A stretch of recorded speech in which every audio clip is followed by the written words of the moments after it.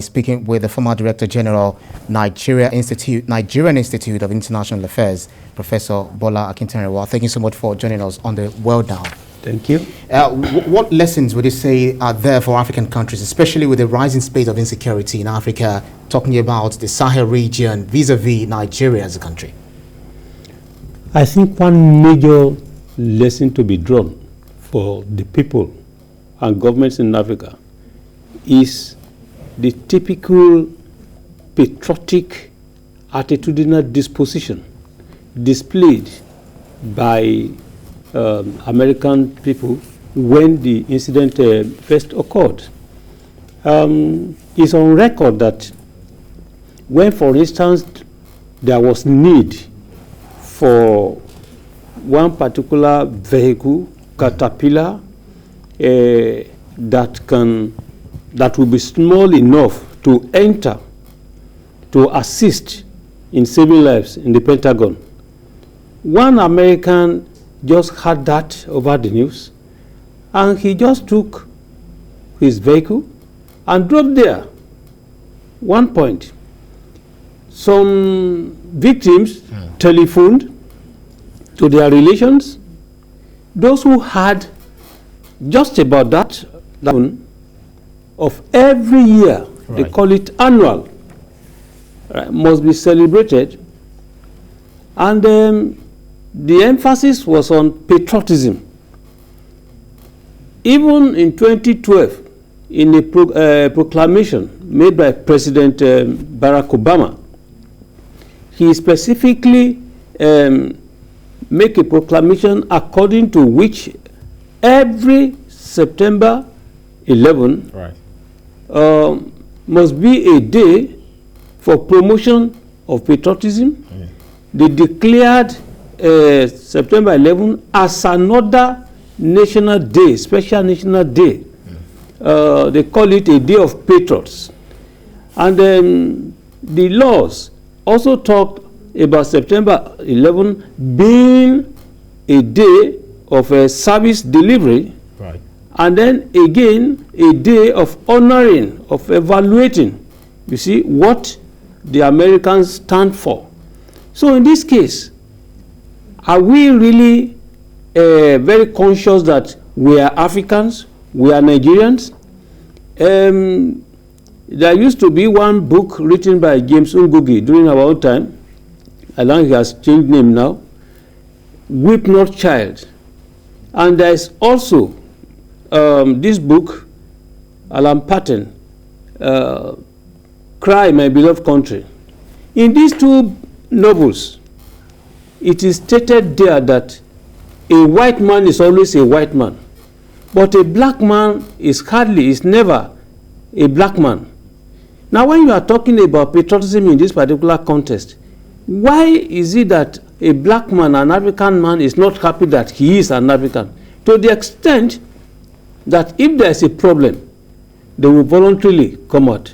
But I can tell you that at the level of Nigerians abroad, right, from my own empirical research and experience, if there is any problem at the level of Yoruba, Igbo, Hausa, Fulani in Europe, please, naturally, you wouldn't even believe that they are from Nigeria.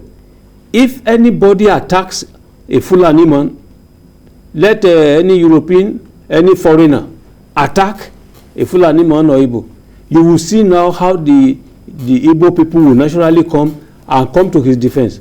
But they are quarreling at the level of Nigeria. They are divided against themselves in Nigeria. But they're united on the international front. Yes, naturally.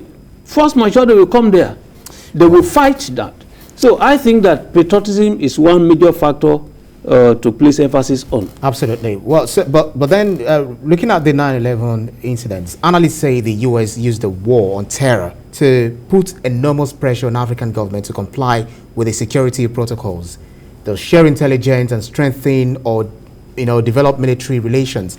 An example is the U.S. African Command, AFRICOM, which they say was formed in the wake of the global war on terror, with the claim that AFRICOM and the U.S. intelligence services also assist governments in the African states against opposition, political opposition. Do you agree with this position? Yes and no.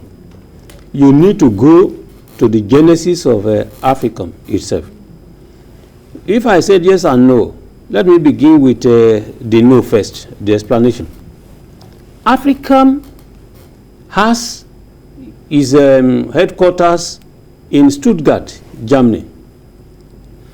It was when the Germans, people living in the neighborhood, discovered that, well, the location of AFRICOM has become another exterritorial place, in such a way that access to the place or the way the Americans will behave in the fashion of manu militari, the Germans began to complain, and they refused to accept, you know, the headquarters there. So that was why, and that was what prompted the American government to seek relocation of the AFRICOM from Germany. And Nigeria was the priority, preference for the Washingtonian government. But Nigeria did not show keen interest by that time.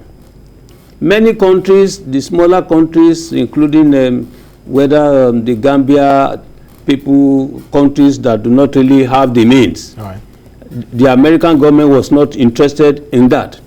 They wanted Nigeria. Yeah. But the government of Nigeria, because the public was very hostile to it, the Nigerian military wanted it because they thought that they would get money, they would get military assistance, technical assistance. But the Nigerian public was critically against. That was how the American government was prompted to suspend all efforts to relocate for a period of 10 years by that time. That was around 2004, 2005. Right. Now it's more than a decade. The Americans are now looking at the possibility of coming back. Now to come to the other side of the argument that we have raised. Yes, you see, the issue is that international terrorism doesn't operate on the basis of territorial limits, international boundaries. There's nothing like that. You can prepare to launch a terrorist attack on Nigerian soil. The attack can take place in Equatorial Guinea. The actors, the terrorists, can come from Cameroon, can come from Britain. And it's just like a war situation when you have, for instance, mercenaries. They want war because it is commercialized. They want money. So they don't look at it. Killing is just a business. They don't attach much importance to it. Is that, so in this case, justification on the global war on terror we started during the Bush administration, where we have collateral damage and fundamental abuse of human rights as well, which often occur during war situations? Yes, that's precisely what I'm trying to drive at. That look, when you have a situational reality over which you do not have control, and you cannot fight international terrorism alone, then you need to share experiences. You need to share intelligence gathering, etc. all along. You can look at the concrete case now. The United States has suggested to Nigeria that, okay, they can provide names of people, countries that are sponsoring the use of terror in Nigeria. That can be looked at as an expression of assistance. But doing so cannot be detrimental to the interests of the United States itself. So the United States want a situation whereby the people of America are able to live in peace and security. So this is the issue. People who are against the U.S. may have some reasons, but the issue is that the beauty of diplomacy in this case is the extent to which you are able to manage to influence other countries, particularly the U.S. And this is where our own foreign policy capacity and capability of the policymakers coming. All right, Professor Akinterinwa, I'm afraid we have very limited time, but I want you to quickly address this in less than a minute, because one of the issues that have been raised is the issue of the African Muslims. The African Muslims, they say they've been subjected to the kind of Islamophobia that we see in Western countries, resulting in human rights abuse, which I said earlier on. So what would you say, in relation to, because some think that the global war on terror is a war on the Islamic religion on itself? Just very briefly. Well, someone has talked about a clash of civilizations. Mm-hmm. If the Boko Haramis in Nigeria are saying that you either accept them the way they are, or you are considered infidel and you are entitled to be killed. And that when they kill, the killer, will go to heaven. How do you reconcile that?